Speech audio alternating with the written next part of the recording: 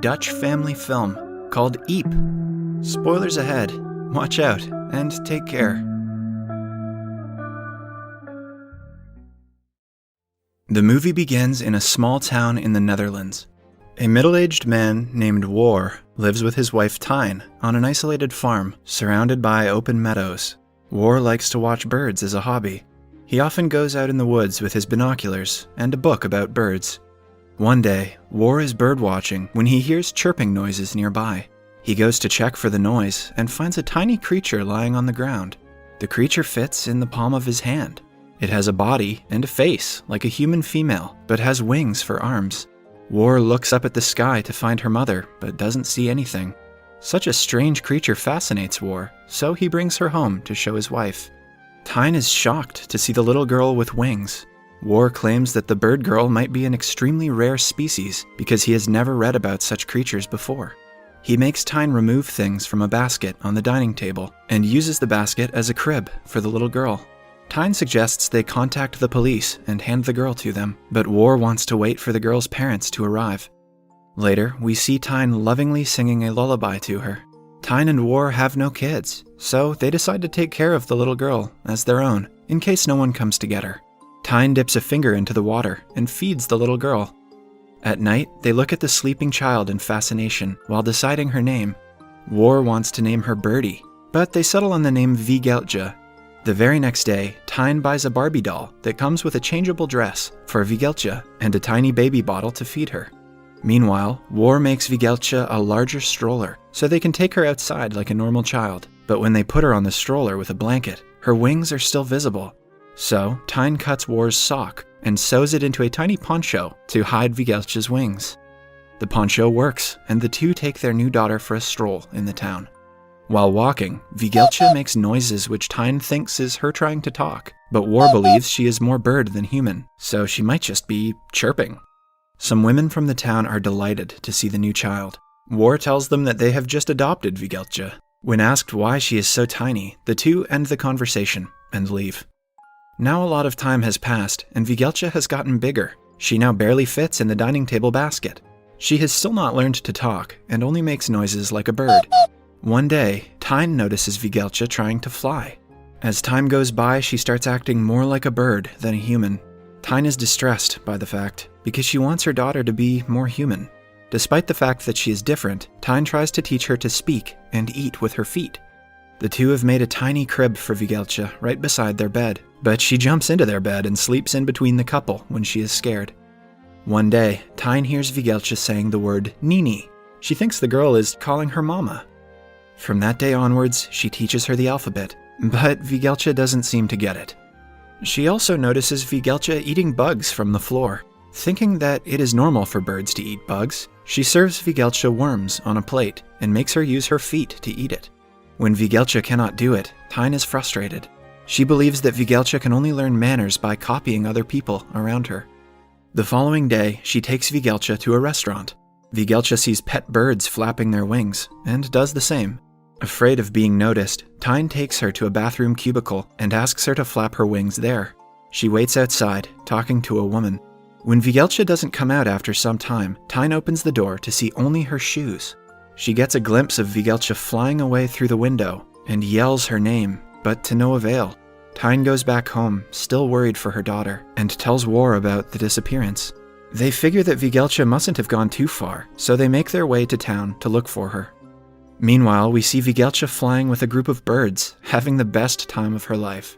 She suddenly loses her balance because of the wind and lands on someone's bed through a skylight window. It turns out the room belongs to a little girl named Lotje.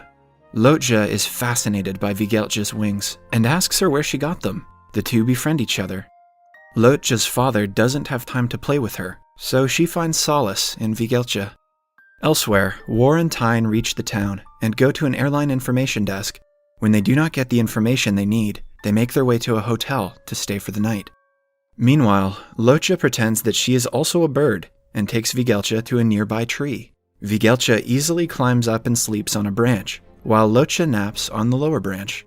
Warre and Tine can't stay at a hotel because all the rooms are booked. They somehow end up coming to the same tree and sleeping underneath it. In the morning, the couple meets Lotje, who tells them about a bird girl sleeping on the upper branch. But before they can get to her, Viegeltje has already flown away. As the couple tries to leave, Locha follows them, claiming that she'll help them find Viegeltje. They get on a bus while following a flock of birds. Tine doesn't want to take Locha with them because she is a lot to handle, but the little girl claims that she can take care of herself. Viegeltje is flying with a flock of birds, but cannot keep up because of their size. She lands on the roof of a church. The people see her and call the firefighters to bring her down.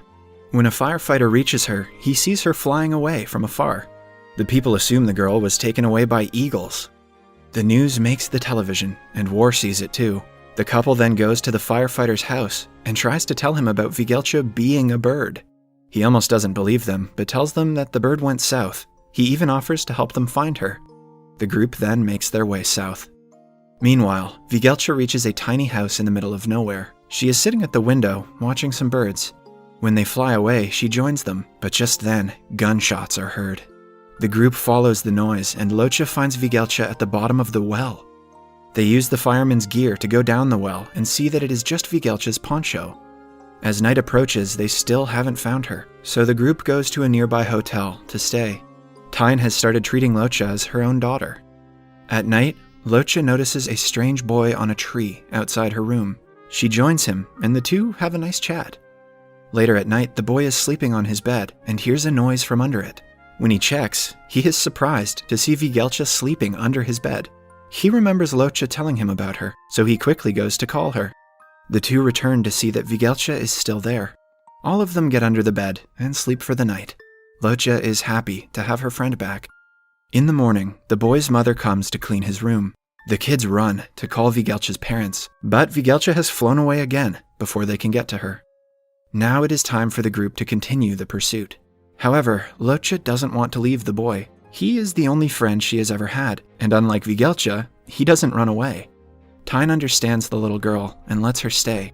The three of them then continue their journey, but the fireman gets weak and decides to stay in a nearby shed. The other two end up in a jungle where they cross a river. Warre has had enough of the pursuit and tells Tine that they should rest for the day. They go back to the shed and sleep. At night, the firefighter wakes up to a chirping noise. He sees Viegeltje hanging upside down on a tree. She has injured her wings while flying. The firefighter rescues her and dresses her wound. When Viegeltje tries to fly again, she is successful. In the morning, the firefighter tells Tine and Warre about his encounter and assures them that Viegeltje is fine. He then separates from the couple, who still pursue their daughter. They reach a beach and see Viegeltje fly away towards the sea. They finally realize that she has grown up and watch her fly away together. The couple plans to take a bus back home, but Warre hears a chirping noise before getting on the bus. He runs toward the sea as Tine follows behind. They rescue a drowning Viegeltje from the water and bring her back. In the following scene, the three are back home having dinner. The couple is over the moon to have their daughter back and celebrates by drinking. But the next morning, they see her trying to fly away through the window again. The couple feels bad for trying to limit their daughter's freedom. They finally decide to let her go, happily. Warre and Tine take her to the meadow she was found in, give her one last kiss, and let her fly away. Subscribe for more videos like this, turn on notifications, and leave a like to help the channel out. Thank you for watching.